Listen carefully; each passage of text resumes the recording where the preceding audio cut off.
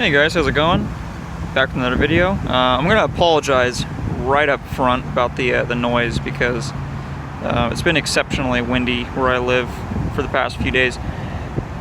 But regardless, I thought I'd get a video out about the mini thunderbolt that I've been working on for quite a while now. This is gonna be kind of an in-depth video showing an overview of the prototype that I've got so far, because there's very few videos of mini thunderbolts on YouTube. There's one by Vanamond, which is an old video. He made the whole thing out of like billet aluminum.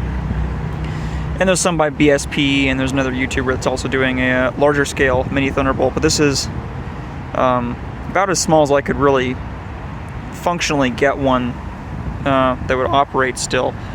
And as I said, I'm going to go over the video about like how the rotator works and the chopper, and kind of take it apart and show you like kind of like what's going on with it. Maybe not take it apart because it is glued at this scale, because it's just way too difficult to use fasteners or anything like that. But here it is. This is a it's got a jail bar in the front. It's missing the as noted by Edaan, it's missing the single bar. It's in the center, at the way down the deep end of the throat or the horn. But it's a jail bar. It's 4.5. It probably would be more appropriate if it was a 1000, but it's a 4.5 port. I do plan on making them in a 1000, 5 port, 4.5, and 5.6. But right now this is kind of like what I've been tinkering around with. I'll give you kind of a close-up of the rotator and show you what we got going on in there. So over here, and this is also not accurate to what a real thunderbolt would look like, obviously. If anyone's ever seen the inside of a rotator panel or a rotator box for a thunderbolt, this is just not how they work. But at this scale, this is kind of the first design that I had in my head to how to make it work with the materials I had, and basically just to get it to work the way I thought would be appropriate. So what we got right here, up in there, that's the rotator motor. It's just a standard like CD drive kind of motor, it's just a brush motor, and it drives this worm gear right here. And what you can't see is that behind there is a gear very similar to the one that's sitting in there. It's a little hard to see. Very similar to this gear right there. It's just sitting in the back. That's driven by this worm gear, and there's a jack shaft that runs from that drive gear on the other side. Sorry, my camera's really having a hard time focusing. There's a jack shaft that runs from that drive gear across to another worm gear that looks just like that one, which is sitting right back there. And that actually goes up, and this has got dual ball bearings. There's a ball bearing up at the top, ball bearing at the bottom, and a ball bearing at that end of the shaft, and a ball bearing at the other end of the shaft. And then that runs up and just goes to a pulley, and the actual head itself is belt driven, to give you that kind of clutch effect that you'd have in the real Thunderbolt, because at this scale it's just way too difficult to make a clutch, and I really wanted it to have one, considering you know, if you twist the horn around, you don't want to strip the gears out or completely destroy something because it's plastic. So yeah, this wind is really ridiculous right now. I apologize for that, guys. But so that's how the rotator works. I'll give you kind of a little run up and see what it looks like. It is also a very noisy rotator because it's all the gears are everywhere. Eventually this is going to be simplified. I've got a different type of gear drive that I'm going to be doing to get this to work. I've got a small reduction motor. Oh, battery contact.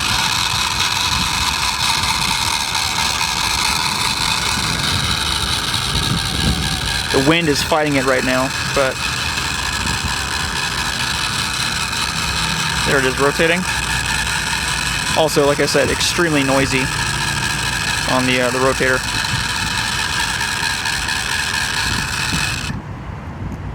Now, normally it would have no problem rotating, but the wind is making the clutch slip, or the belt slip, a lot.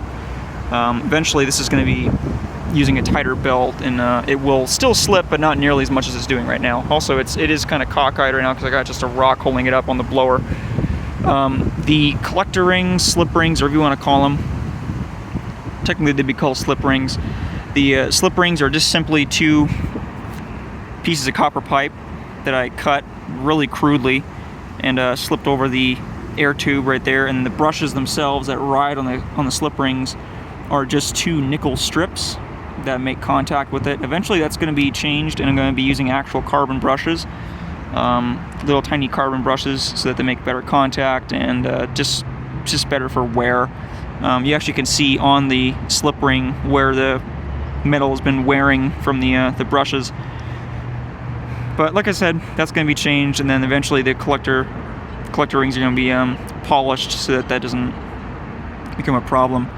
And since these rings are a little crude, the Siren the chopper motor does lose contact quite frequently, so the pitch just immediately falls off because of the type of motor that I've got in this.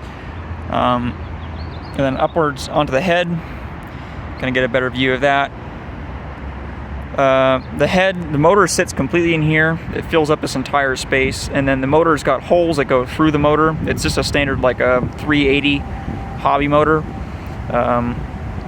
with an open rear brush cover, and then an open front so that the air can pass through it so that it can get to the chopper, and then it just blows through that. Like I said, it's a 4.5 port.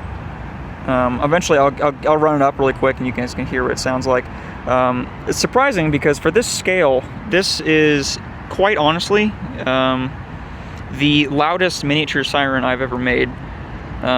Even louder than the 120, which is surprising considering the 120 is significantly larger than this, especially including the rotor and chopper. I mean the rotor and stator. But for this size, it is incredibly loud. Almost painful, to be honest, when you're sitting in front of it. I have a better video on my Instagram. I'll probably link that down below, of it running up on a hill, and it's got more of a complete run on it. Also gives you a chance to check out my Instagram. Shameless plug. But I'll give it a quick run. I'll let you hear what it sounds like without the blower, then I'll give it a blower, some blower. I do have a super capacitor. These, when they are completed, I'm still working things out with Edaan. I'll also link his channel down below, Edaan Friedman, another fellow maker on YouTube and a good friend of mine. I'll link his video down below, but I'm still collaborating with him. Eventually, when this is going to be sold, it's going to have a super capacitor for the wind down to improve the pitch and the wind down, because right now with the motor that's in it, it's got such a high resistance on it that as soon as you cut power to the motor, the pitch just immediately drops off and there's no wind down at all, basically, especially with the blower running. So that's going to be changed. And then, as I said, the rotator is going to be much more simplified and more compact. Also, it's going to look a lot better than this little artifact that you got from the printing process. I don't know why my camera's having such a hard time focusing. It really wants to focus on the damn background, which is super annoying. But you can see those really weird lines right there on the support. So I'll give it a quick little run up. I'll do just chopper first. It's also a little difficult to get this all in frame because I am having to stick the wires into the battery to run it. So that's just the chopper.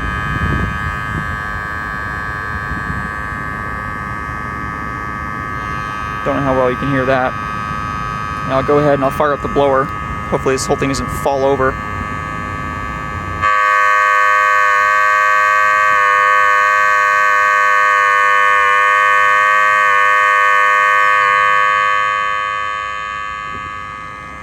So you can hear there's a little bit of a pitch drift. That's mainly because, like I said, of the slip rings. They are not perfect by any means right now, but this is just a prototype.